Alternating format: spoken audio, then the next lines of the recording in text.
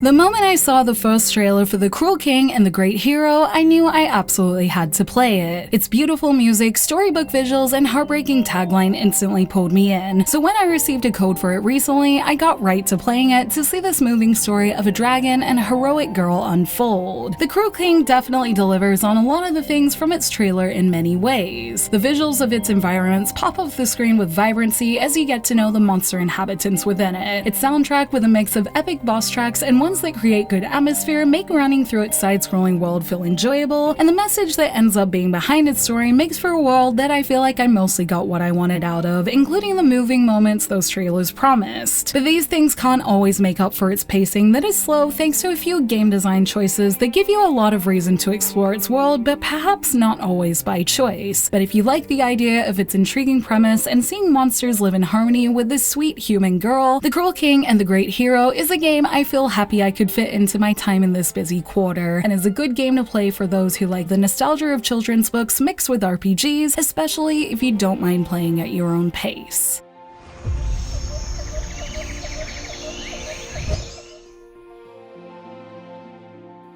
The Cruel King and the Great Hero begins its story by introducing Yu, a young girl aspiring to be a hero just like her late father. Yu isn't an ordinary girl in any sense of the word though, as in this world that often keeps humans and monsters separate, Yu is raised by the Great Dragon King, a once cruel king who now spends his days helping monsters and watching over Yu in secret as she completes her training. Every night, Yu sleeps in the arms of the Dragon King, hearing stories about her late father's adventures of taking down a certain demon king, gaining more excitement about her goal to become a great adventurer just like him, and her supportive foster father, the Dragon King, supports this goal. "One day you will defeat me" are the words he says as Yu falls asleep, sure to wake for another day of training for the day the Demon King will come. And it's with this quietly emotive premise that The Cruel King and the Great Hero begins, with that heartbreaking moment always potentially waiting around the corner.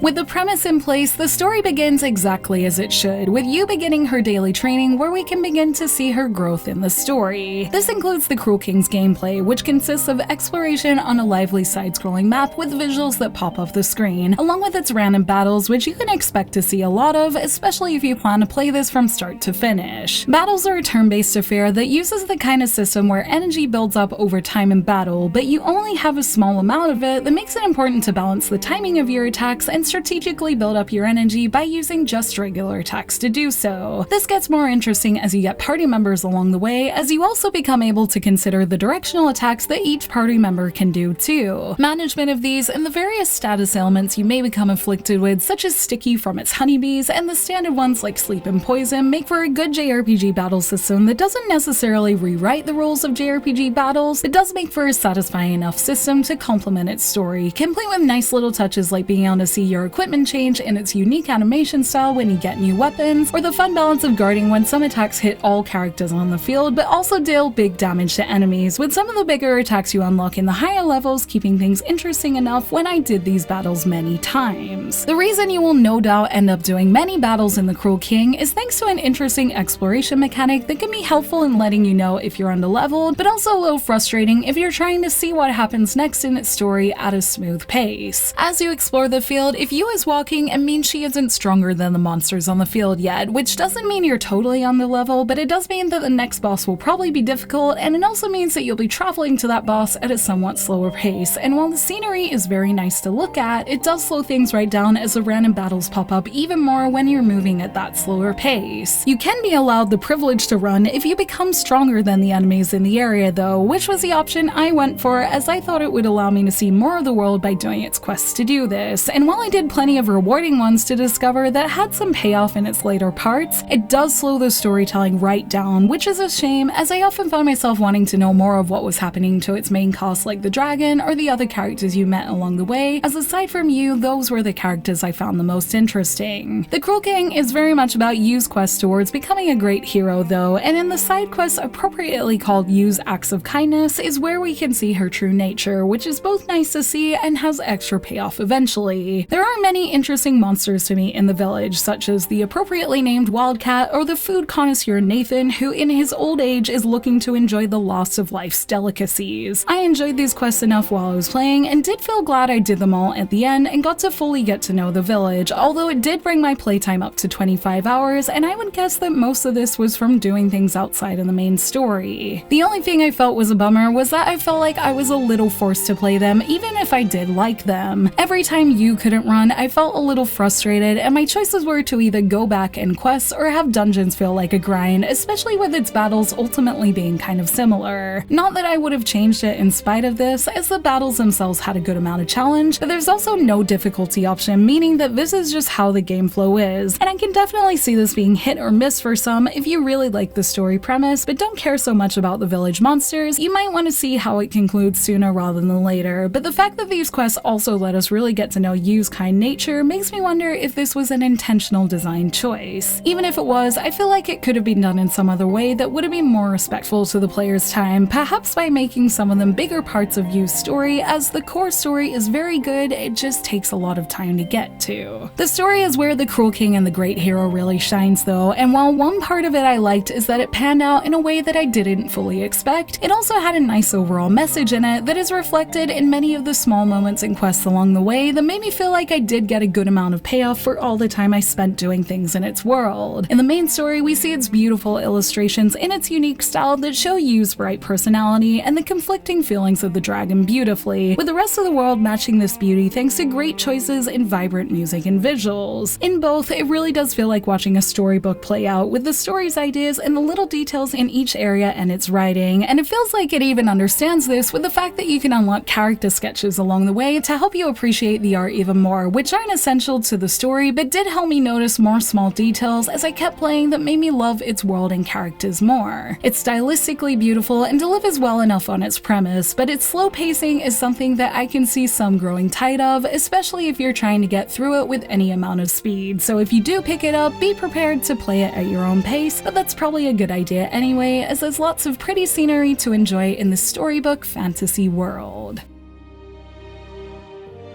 Because of my time spent doing quests to be able to actually finish this game, I really meant it when I said I played all of the Cruel King and the Great Hero side quests, as I have none left to do now that I'm done playing with the game. So unless you take the harder route while playing and accept the slower walking pace and more battles instead of questing, this might be true for others who play this way as well, which is something to consider when thinking about how much you can get out of this game overall. While I do prefer a game to have at least some replayability, I don't always mind not having some if the ending feels complete, and this one did, but it did also surprise me, as usually in games like these, at least something pops up at the end, and for the first time in a while, I found myself wondering what I should do in the time I usually put aside for post-game when I finish something to review. There are trophies to hunt, I guess, but they mostly use the release mechanic where you can let enemies run away once you've discovered their weakness, but it's often hard to do this once you get stronger, which would have required me to start a new game, and I wasn't really interested enough in the mechanic to go that far. There was also getting Yu and her companions to level 50, but I would have mostly just been doing this for the sake of it, so I simply put it down at the end, mostly content with the story I'd just witnessed. I would, however, be interested in checking out The Laya Princess and the Blind Prince, another one of the games from this game designer Sayako Oda, as I enjoy the art style and creativity behind them, so that's probably something I'd prefer to do instead sometime, and since I'm satisfied with its story, that seems to be the best choice as I close the book on a story I enjoyed seeing.